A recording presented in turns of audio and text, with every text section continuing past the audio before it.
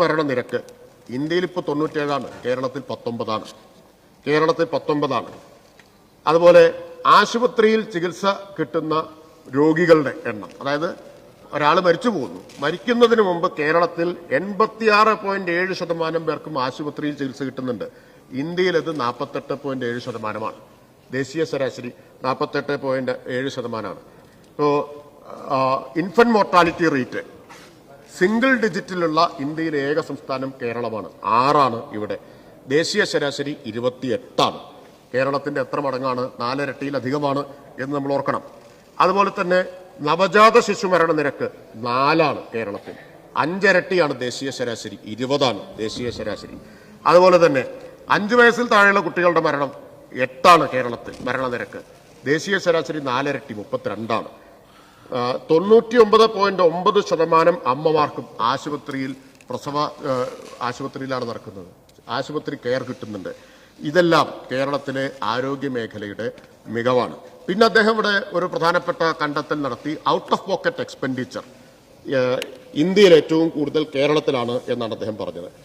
അദ്ദേഹം വിസ്മരിച്ച ഒരു കാര്യം, ബോധപൂർവമോ അല്ലാതെയോ വിസ്മരിച്ചൊരു കാര്യം, ഇന്ത്യയിൽ ഏറ്റവും കൂടുതൽ സൗജന്യ ചികിത്സ കൊടുത്ത സംസ്ഥാനവും കേരളമാണ് എന്നുള്ളതാണ്. ഏറ്റവും കൂടുതൽ സൗജന്യ ചികിത്സ എത്ര പേർക്ക്? 30 ലക്ഷം പേർക്ക്.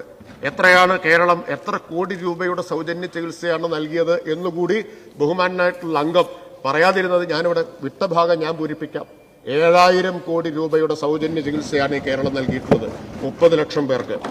അപ്പോൾ ഔട്ട് ഓഫ് പോക്കറ്റ് എക്സ്പെൻഡിച്ചർ എന്ന് പറഞ്ഞാൽ കേരളത്തിൽ വലിയ സ്വകാര്യ ആശുപത്രികളുണ്ട്, അത് അഫോർഡ് ചെയ്യാൻ പറ്റുന്ന ആളുകളുണ്ട്, അവരവിടെ പോയിട്ടുണ്ടാവും. അപ്പം ശരാശരി വരുമ്പോൾ ആ വ്യത്യാസം വന്നിട്ടുണ്ടാവും. പക്ഷെ 30 ലക്ഷം പേർക്ക് സൗജന്യ ചികിത്സ. ഞാൻ നേരത്തെ പറഞ്ഞല്ലോ, ഇപ്പോൾ കരൾ മാറ്റിവെക്കൽ 40 ലക്ഷം രൂപ ചെലവ് വരുന്ന കരൾ മാറ്റിവെക്കൽ കേരളത്തിൽ സർക്കാർ ആശുപത്രിയിൽ ചെയ്യാൻ സൗകര്യം ഉണ്ടാക്കിയ ഗവൺമെന്റാണ് സർ ഈ ഗവൺമെന്റ്. കേരളത്തിലെ മെഡിക്കൽ കോളേജിൽ ഈ കാലഘട്ടത്തിൽ കരൾ മാറ്റിവെക്കൽ ശസ്ത്രക്രിയ നടന്നു. 2022 ഫെബ്രുവരിയിൽ കോട്ടയം മെഡിക്കൽ കോളേജിലാണ് കരൾ മാറ്റിവെക്കൽ നടന്നത്, വിജയകരമായിട്ട് നടന്നത്. തിരുവനന്തപുരം മെഡിക്കൽ കോളേജിൽ നടന്നു. കോഴിക്കോട് മെഡിക്കൽ കോളേജിലും കരൾ മാറ്റിവെക്കൽ ശസ്ത്രക്രിയ ഈ സർക്കാരിന്റെ കാലത്ത് തന്നെ ആരംഭിക്കും.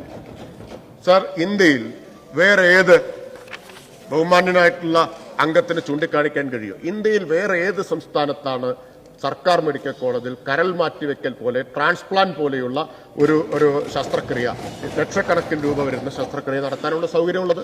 വേറെ എവിടെയാണുള്ളത് കേരളത്തിലല്ലാതെ? സർ, എറണാകുളം ജനറൽ ആശുപത്രിയിൽ രാജ്യത്താദ്യമായി ഒരു ജില്ലാ ആശുപത്രിയിൽ ഹൃദയ ശസ്ത്രക്രിയയും ഹൃദയം തുറക്കാതെ വാൾവ് മാറ്റിവെക്കൽ ശസ്ത്രക്രിയയും നടത്തുകയുണ്ടായി. ഇന്ത്യയിൽ ആദ്യമായിട്ടാണ് ഒരു ജനറൽ ആശുപത്രി ജില്ലാ തലത്തിലുള്ള ആശുപത്രിയിൽ ഉണ്ടാവുന്നത്. സർക്കാർ മേഖലയിൽ ആദ്യമായി റോബോട്ടിക് സർജറി RCCയിലും MCCയിലും മലബാർ ക്യാൻസർ സെന്ററിൽ ആരംഭിച്ചു. അങ്ങേക്ക് അറിയാവുന്നതാണ്, അങ്ങയുടെ മണ്ഡലത്തിലാണ് MCC. സർ, സ്ട്രോക്ക്, പക്ഷാഘാതം തുടങ്ങിയ നിരവധി കാരണങ്ങൾ മൂലം ചലനശേഷി നഷ്ടമായവരെ വീണ്ടും നടത്താൻ പഠിപ്പിക്കുന്ന AI സാങ്കേതിക വിദ്യയോടെയുള്ള ജിഗൈറ്റർ രാജ്യത്താദ്യമായി തിരുവനന്തപുരം ജനറൽ ആശുപത്രിയിൽ സ്ഥാപിച്ചു. ക്യാൻസർ മരുന്നുകൾ ഏറ്റവും കുറഞ്ഞ നിരക്കിൽ നൽകുന്ന Karunya Sparsham zero profit anti cancer drug കൗണ്ടറുകൾ ആരംഭിച്ചു.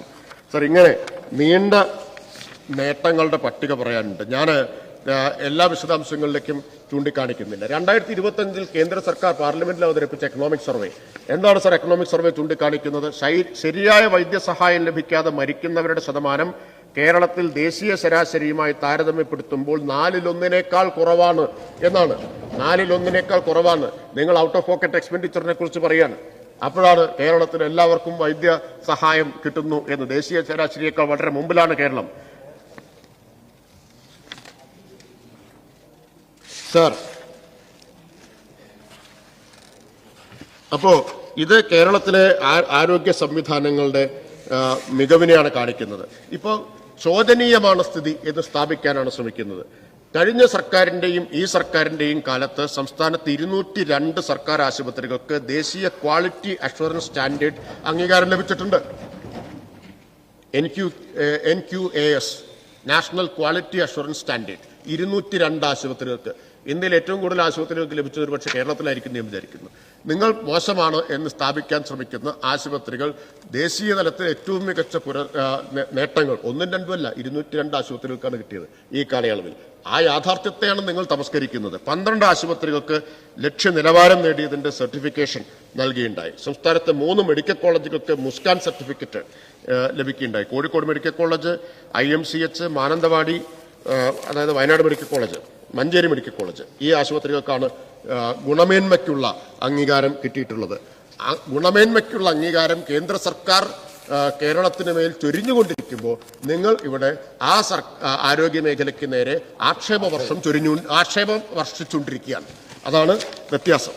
അത് രാഷ്ട്രീയമാണ് അതിന്റെ കാരണം, മറ്റൊന്നുമല്ല. രാഷ്ട്രീയമായ ലക്ഷ്യത്തോടു കൂടിയിട്ടാണ് അതെല്ലാം ചെയ്തുകൊണ്ടിരിക്കുന്നത്. ഞാൻ സമയപരിമിതി കൊണ്ട് മറ്റു ചില കാര്യങ്ങളിലേക്ക് കൂടി കടക്കാം. അദ്ദേഹം അംഗീകാരങ്ങൾക്ക് ഇനിയും പറയുകയാണെങ്കിൽ ഒരുപാട് അംഗീകാരങ്ങളാണ് കേരളത്തിലെ ആശുപത്രികൾക്ക്, സർക്കാർ ആശുപത്രികൾക്ക് ലഭിച്ചിട്ടുള്ളത്. അത് മുഴുവൻ പറയാനുള്ള സാവകാശവും സമയവും ഇവിടെ ഉണ്ടാവും എന്ന് തോന്നുന്നില്ല. ആന്റിബയോട്ടിക്കുകളുടെ അമിത ഉപയോഗം തടയാൻ ഓപ്പറേഷൻ അമൃത് കേരളത്തിലാണ് നടപ്പാക്കിയത്.